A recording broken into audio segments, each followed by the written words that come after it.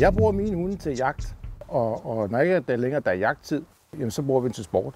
Og vi træner dem og prøver at gøre det bedre og bedre og bedre til næste jagtsæson. Og selvfølgelig er det også konkurrence.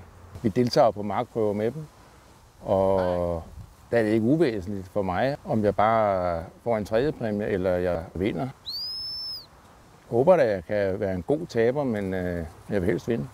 Dygtig. Pas. Vildtdoggen er så god, fordi at den kan det hele på én gang. Den kan køle, den kan tørre, og den kan varme.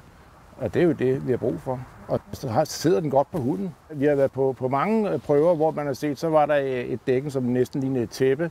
Og ja, det kunne være godt at have, fordi det var lige det, man har brug for der. Og andre gange, så var det noget andet, vi skulle kunne.